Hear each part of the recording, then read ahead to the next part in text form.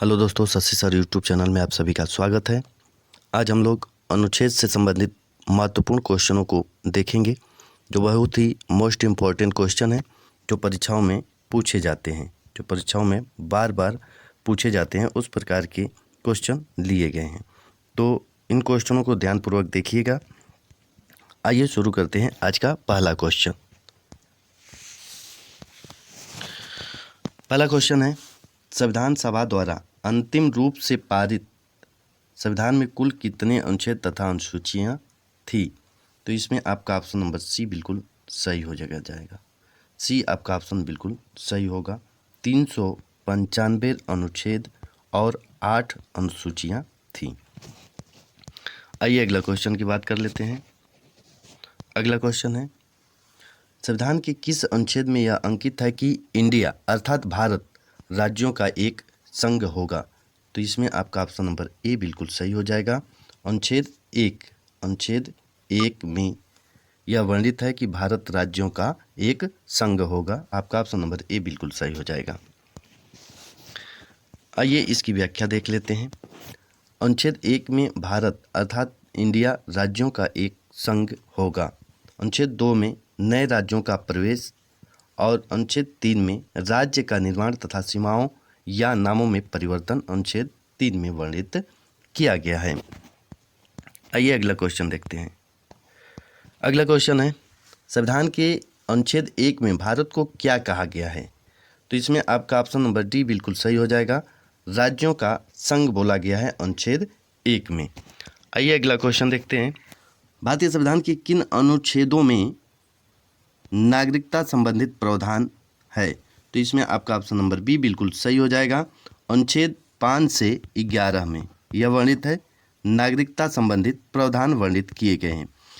1 से 4 में संघ एवं उसका राज्य क्षेत्र के बारे में बताया गया है और 12 से 35 में मौलिक अधिकार और 36 से 51 में राज्य के नीति निर्देशक तत्वों के बारे में बताया गया है। अगला क्वेश्चन, निम्नलिखित में से किन अनुच्छेदों द्वारा भारतीय संविधान नागरिकों को मूल अधिकार निश्चितता प्रदान करता है? तो इसमें आपका ऑप्शन नंबर ए बिल्कुल सही हो जाएगा। ए ऑप्शन बिल्कुल सही होगा। अगला क्वेश्चन,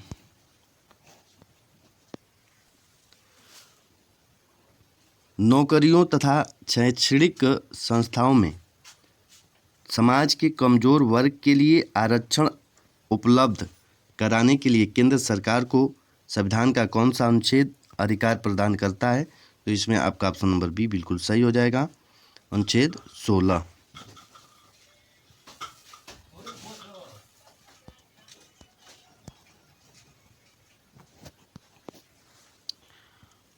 भारत के संविधान का कौन सा अनुच्छेद अस्पृश्यता का उन्मूलन करता है?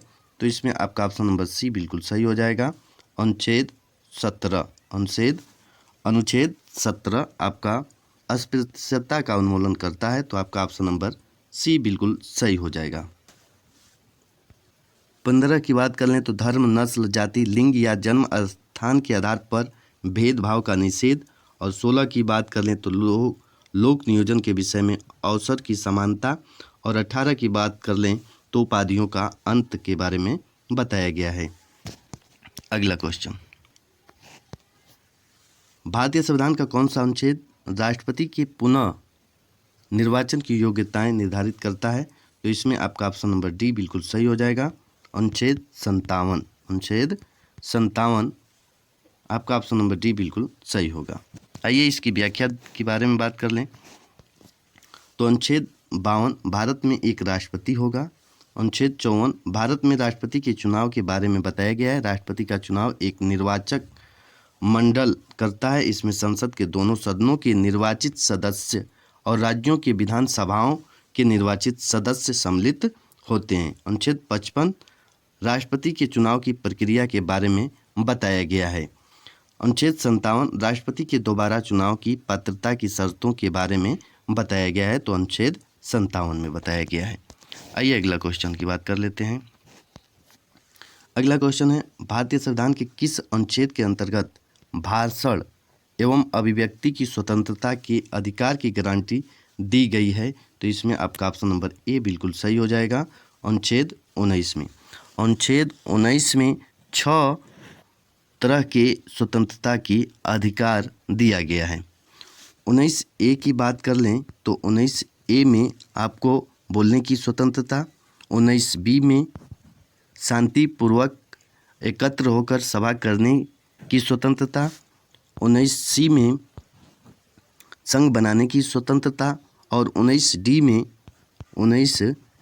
में देश के किसी भी क्षेत्र में आवागमन की स्वतंत्रता, 19E में देश के किसी भी क्षेत्र में निवास करने और बसने की स्वतंत्रता और 19G में कोई भी व्यापार एवं जीविका चलाने की स्वतंत्रता। आइए अगला क्वेश्चन देखते हैं।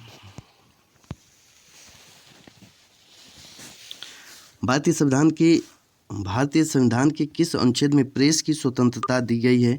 तो 19A में प्रेस की स्वतंत्रता दी गई है, यानी 19I यानी 19 फर्स्ट में या 19A में या 19 क में आपको प्रेस की स्वतंत्रता के बारे में बताया गया है, स्वतंत्रता दिया गया है 19A में। तो आपका ऑप्शन नंबर डी बिल्कुल सही हो जाएगा।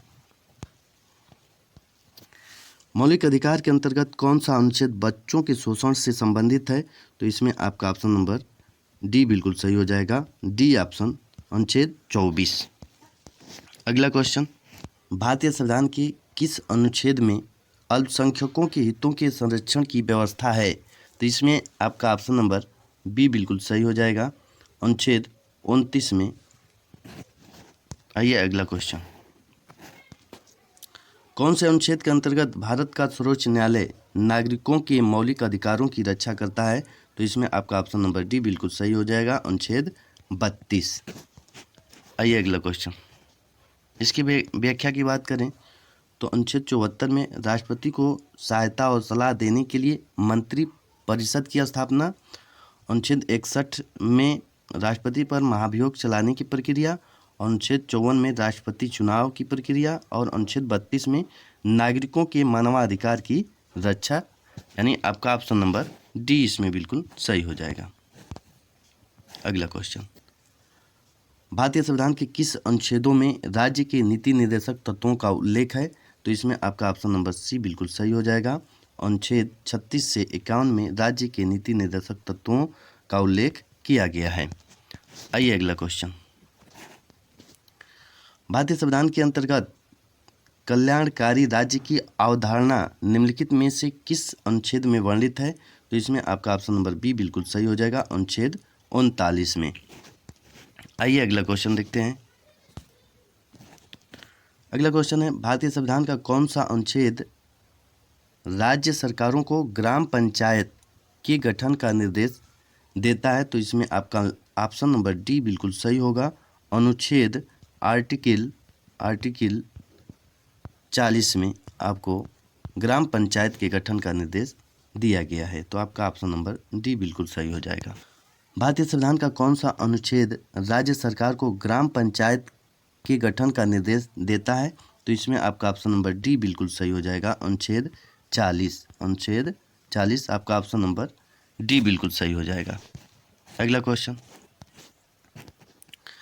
42वें संशोधन द्वारा संविधान के किस अनुच्छेद में मौलिक कर्तव्यों को जोड़ा गया है? तो आपका ऑप्शन नंबर बी बिल्कुल सही हो जाएगा, अनुच्छेद 51A में जोड़ा गया है, 51A में जोड़ा गया है।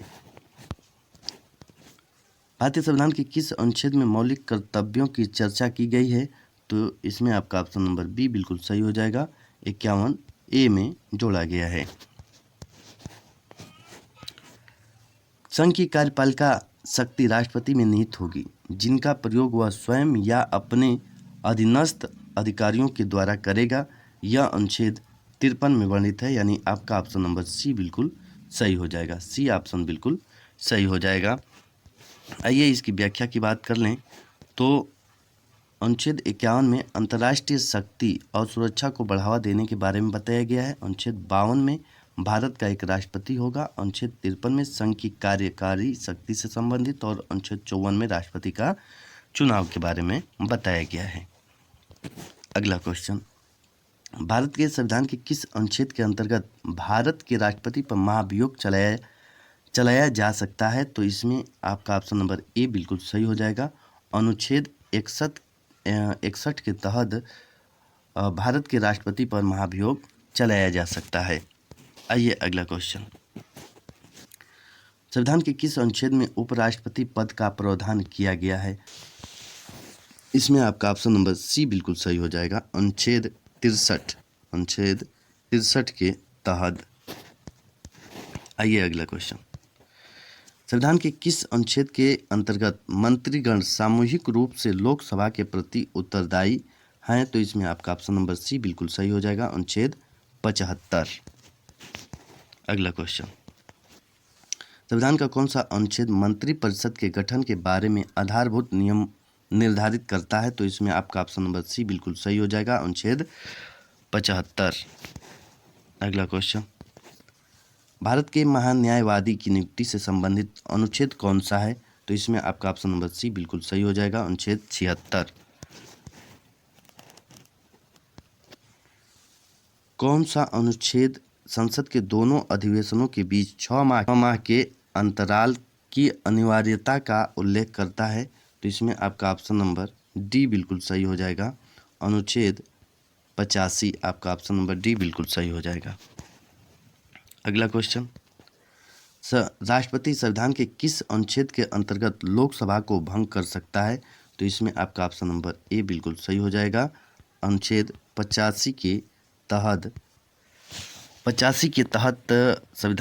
राष्ट्रपति संविधान के अनुच्छेद 85 के अंतर्गत लोकसभा को भंग कर सकता है। संविधान के किस अनुच्छेद द्वारा संसद की संयुक्त बैठक का प्रावधान किया गया है? तो इसमें आपका ऑप्शन नंबर बी बिल्कुल सही हो जाएगा। 108। आइए अगला क्वेश्चन। संविधान के किस अनुच्छेद में धन विधेयक की परिभाषा दी गई है? तो इसमें आपका ऑप्शन नंबर सी बिल्कुल सही हो जाएगा। 110 के तहत। भारतीय संविधान का निम्नलिखित में से अध्यादेश जारी करने की शक्ति कौन सा अनुच्छेद में भारत के राष्ट्रपति प्रदान करता है? तो इसमें आपका ऑप्शन नंबर सी बिल्कुल सही हो जाएगा। अनुच्छेद 123। संविधान के किस अनुच्छेद में सर्वोच्च न्यायालय के न्यायाधीश पर महाभियोग चलाए जाने का प्रावधान है? तो इसमें आपका ऑप्शन नंबर सी बिल्कुल सही हो जाएगा। अनुच्छेद 124। राष्ट्रपति सर्वोच्च न्यायालय से संविधान के किस अनुच्छेद के अंतर्गत परामर्श ले सकता है? तो इसमें आपका ऑप्शन नंबर डी बिल्कुल सही हो जाएगा। अनुच्छेद 143। अगला क्वेश्चन। सर्वोच्च न्यायालय अपने द्वारा सुनाए गए किसी निर्णय या आदेश का पुनरावलोकन कर सकता है। यह व्यवस्था संविधान के किस अनुच्छेद में उपबंधित है? तो इसमें आपका ऑप्शन नंबर सी बिल्कुल सही हो जाएगा। अनुच्छेद 137 में उपबंधित है। संविधान की निम्नलिखित में से किस अनुच्छेद में यह व्यवस्था की गई है कि उच्चतम न्यायालय द्वारा विनिश्चित विधि भारत के राज्य क्षेत्र के भीतर सभी न्यायालयों पर अवरुद्ध होगी? तो इसमें आपका ऑप्शन नंबर ए बिल्कुल सही हो जाएगा। अनुच्छेद 141। भारतीय संविधान में सर्वोच्च न्यायालय तथा उच्चतम न्यायालय को न्यायिक पुनर्वलोकन की शक्ति प्रदान की गई है, जिसका आधार है अनुच्छेद 32। ऑप्शन नंबर बी बिल्कुल सही हो जाएगा। संविधान के किस अनुच्छेद के अंतर्गत अधीनस्थ न्यायालय या जिला न्यायालय का प्रावधान किया गया है? तो इसमें आपका ऑप्शन नंबर बी बिल्कुल सही हो जाएगा। 233। अगला क्वेश्चन। भारतीय संविधान का कौन सा अनुच्छेद संवैधानिक प्रावधानों की संघीय संसद या राज्य विधायपालिकाओं द्वारा बनाए गए नियमों कानूनों पर प्राथमिकता प्रदान करती है? तो इसमें आपका ऑप्शन नंबर सी बिल्कुल सही हो जाएगा। 245। अगला क्वेश्चन। लोकसभा एवं राज्यसभा के संयुक्त अधिवेशन के विषय में प्रावधान संविधान के किस अनुच्छेद में किया गया है? तो इसमें आपका ऑप्शन नंबर बी बिल्कुल सही हो जाएगा। अनुच्छेद 108। किस अनुच्छेद के तहत अवशिष्ट शक्तियां केंद्र के पास है? तो इसमें आपका ऑप्शन नंबर डी बिल्कुल सही हो जाएगा, अनुच्छेद 248। अगला क्वेश्चन, राज्यों द्वारा प्रार्थना करने पर भारत की संसद उन राज्यों के लिए किस अनुच्छेद के अंतर्गत कानून बना सकती है? तो इसमें आपका ऑप्शन नंबर बी बिल्कुल सही हो जाएगा, अनुच्छेद 252। अगला क्वेश्चन, भारतीय संविधान के अंतर्गत निम्नलिखित में से कौन सा अनुच्छेद संसद को राज्य सूची के विषय में संबंध में विधि बनाने की शक्ति प्रदान करती है? तो इसमें आपका ऑप्शन नंबर डी बिल्कुल सही हो जाएगा, 249।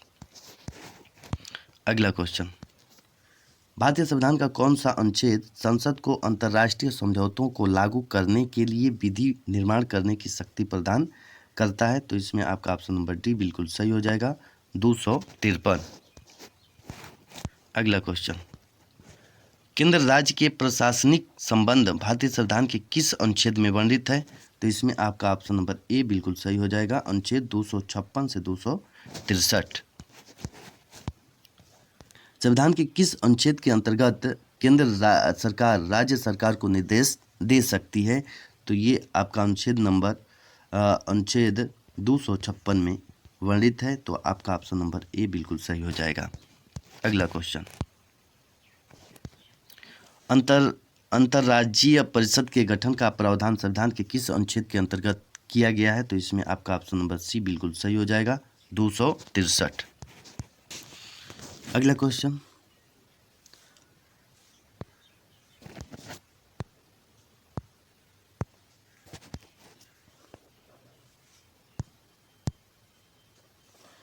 भारतीय संविधान के किस अनुच्छेद के अंतर्गत वित्त आयोग के गठन का प्रावधान है? तो इसमें आपका ऑप्शन नंबर बी बिल्कुल सही हो जाएगा, 280। संपत्ति का अधिकार संवैधानिक अधिकार है यह बताया गया है, तो इसमें आपका ऑप्शन नंबर डी बिल्कुल सही हो जाएगा, 300 क में बताया गया है, आपका ऑप्शन नंबर डी बिल्कुल सही हो जाएगा। भारतीय संविधान के किस अनुच्छेद में नैसर्गिक न्याय के प्रसिद्ध सिद्धांत सुनवाई के अधिकार का समावेश किया गया है? तो इसमें आपका ऑप्शन नंबर डी बिल्कुल सही हो जाएगा, अनुच्छेद 311 में बताया गया है।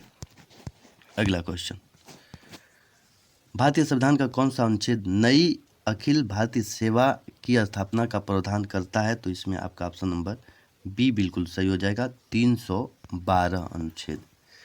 आइए अगला क्वेश्चन, संविधान के किस अनुच्छेद द्वारा लोक सेवाओं को संरक्षण प्रदान किया गया है? तो इसमें आपका ऑप्शन नंबर बी बिल्कुल सही हो जाएगा, 311। संविधान के किस अनुच्छेद द्वारा संघ एवं राज्यों के लिए लोक सेवा आयोग का प्रावधान किया गया है? तो इसमें आपका ऑप्शन नंबर डी बिल्कुल सही हो जाएगा, 315। संविधान का अनुच्छेद 312 संबंधित है, तो अखिल भारतीय सेवाओं से संबंधित है, ये आपका ऑप्शन नंबर ए बिल्कुल सही हो जाएगा। संघ लोक सेवा आयोग के कार्यों का उल्लेख किस अनुच्छेद के अंतर्गत है? तो इसमें आपका ऑप्शन नंबर ए बिल्कुल सही हो जाएगा, 320। अगला क्वेश्चन, भारतीय संविधान के किस अनुच्छेद में निर्वाचन आयोग के लिए प्रावधान किया गया है? तो निर्वाचन आयोग के लिए 324 में प्रावधान किया गया है, आपका ऑप्शन नंबर सी बिल्कुल सही हो जाएगा। लोकसभा में एंग्लो इंडियन समुदाय के प्रतिनिधित्व के लिए प्रावधान संविधान के किस अनुच्छेद के अंतर्गत किया गया है? तो इसमें आपका ऑप्शन नंबर ए बिल्कुल सही हो जाएगा, 331 के अंतर्गत प्रावधान किया गया है। अनुसूचित जाति और अनुसूचित जनजातियों के लिए एक राष्ट्रीय आयोग गठित करने का प्रावधान संविधान के किस अनुच्छेद के अंतर्गत किया गया है? तो इसमें आपका ऑप्शन नंबर ए बिल्कुल सही हो जाएगा, अनुच्छेद 338 से 338 ए में प्रावधान किया गया है, तो आपका ऑप्शन नंबर ए बिल्कुल सही हो जाएगा। संविधान के किस अनुच्छेद के अंतर्गत हिंदी को राजभाषा का दर्जा प्रदान किया गया है? तो इसमें आपका ऑप्शन नंबर ए बिल्कुल सही हो जाएगा, 343 ए में किया गया है। अगला क्वेश्चन, किस अनुच्छेद में यह प्रावधान किया गया है कि संघ की राजभाषा हिंदी तथा लिपि देवनागरी होगी?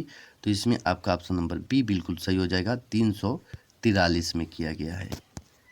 अगला क्वेश्चन, संविधान के किस अनुच्छेद में हिंदी भाषा के विकास के लिए निर्देश दिया गया है? तो इसमें आपका ऑप्शन नंबर सी बिल्कुल सही हो जाएगा, 343 में। भारत में बाहरी आक्रमण अथवा सशस्त्र विद्रोह के कारण भारत के राष्ट्रपति द्वारा राष्ट्रीय आपातकाल की घोषणा किसके अंतर्गत की गई है? तो आपका ऑप्शन नंबर ए बिल्कुल सही हो जाएगा, 352 के तहत की गई है। अगला क्वेश्चन, भारतीय संविधान का कौन सा अनुच्छेद राज्यों में संवैधानिक तंत्र के असफल होने की स्थिति राष्ट्रपति शासन का प्रावधान किया गया है? राष्ट्रपति शासन का प्रावधान किया गया है तो अनुच्छेद 356 में किया गया है। आपका ऑप्शन नंबर ए बिल्कुल सही हो जाएगा, 356 में किया गया है। संविधान के किस अनुच्छेद के आधार पर वित्तीय आपात की उद्घोषणा राष्ट्रपति करता है? तो इसमें आपका ऑप्शन नंबर सी बिल्कुल सही हो जाएगा, 360 के तहत। अगला क्वेश्चन, संविधान में मंत्रिमंडल शब्द एक बार प्रयोग हुआ है और यह अनुच्छेद किसमें वर्णित है, किसमें किया गया है, ये बताना है आपको। तो इसमें आपका ऑप्शन नंबर ए बिल्कुल सही हो जाएगा, ये 352 में है।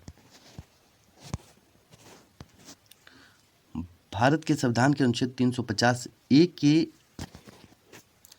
के अधीन उपबंध किससे संबंधित है? तो इसमें आपका ऑप्शन नंबर सी बिल्कुल सही हो जाएगा, प्राथमिक स्तर पर मातृभाषा में शिक्षा की सुविधाओं की व्यवस्था करने का उपबंध है। अगला क्वेश्चन, संसद को संविधान संशोधन का अधिकार दिया गया, तो इसमें आपका ऑप्शन नंबर बी बिल्कुल सही हो जाएगा, 368 में दिया गया।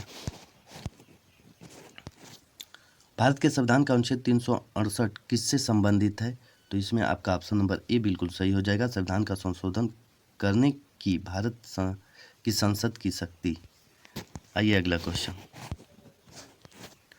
संविधान का वह कौन सा अनुच्छेद है जिसके दुरुपयोग की शिकायत संसद के भीतर तथा बाहर सर्वाधिक हुई है और जिसका प्रयोग केंद्र में सत्तारूढ़ दल ने अनेक बार अपने स्वार्थ में किया है? तो इसमें आपका ऑप्शन नंबर बी बिल्कुल सही हो जाएगा, अनुच्छेद 356। अनुच्छेद 356 का संबंध है तो राष्ट्रपति शासन, आपका ऑप्शन नंबर डी बिल्कुल सही हो जाएगा, राष्ट्रपति शासन।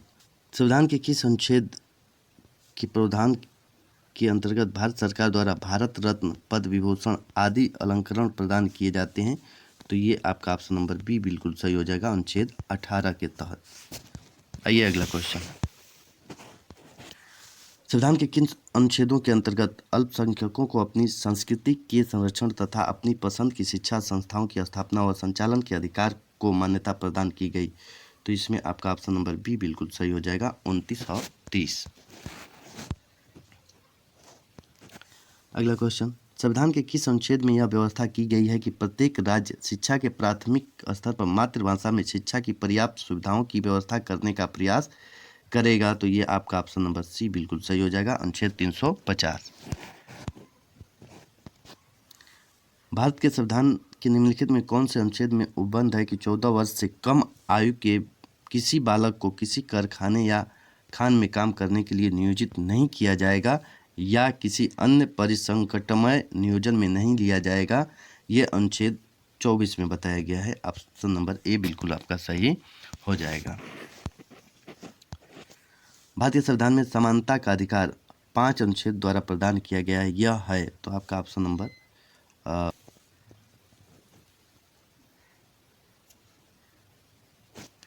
इसमें आपका ऑप्शन नंबर सी बिल्कुल सही हो जाएगा, अनुच्छेद 14 से 18।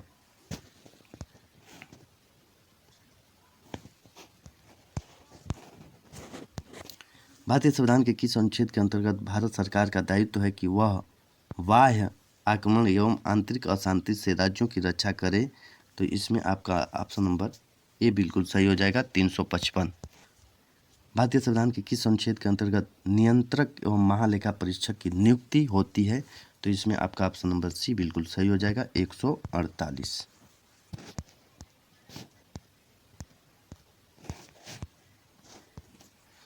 भारत के प्रत्येक नागरिक का कर्तव्य होगा कि प्राकृतिक पर्यावरण का संरक्षण एवं सुधार। यह कथन भारतीय संविधान के किस अनुच्छेद से संदर्भित है? तो 48A, आपका ऑप्शन नंबर ए बिल्कुल सही हो जाएगा। राज्य विधानसभाओं में आंग्ल भारतीय समुदाय के लिए प्रतिनिधित्व का प्रावधान भारत के संविधान के किस अनुच्छेद द्वारा किया गया है? तो इसमें आपका ऑप्शन नंबर डी बिल्कुल सही हो जाएगा, अनुच्छेद 333 333। आपका ऑप्शन नंबर डी बिल्कुल सही हो जाएगा। भारतीय संविधान का कौन सा अनुच्छेद भारत की विदेश नीति से संबंधित है? तो इसमें आपका ऑप्शन नंबर डी बिल्कुल सही हो जाएगा, 51 आपका विदेश नीति से संबंधित है। भारतीय संविधान के किस अनुच्छेद के अंतर्गत अंतर्राष्ट्रीय समझौतों को प्रभावी बनाने हेतु संसद राज्य सूची के विषय पर कानून बना सकती है? तो ये आपका ऑप्शन नंबर डी बिल्कुल सही हो जाएगा, अनुच्छेद 253। निम्नलिखित में से भारतीय संविधान के किस अनुच्छेद का उपयोग अभी तक नहीं किया गया है? तो इसमें आपका ऑप्शन नंबर डी बिल्कुल सही हो जाएगा, अनुच्छेद 360। भारतीय संविधान के अनुच्छेद 17 में उपबंध किया गया है, तो इसमें आपका ऑप्शन नंबर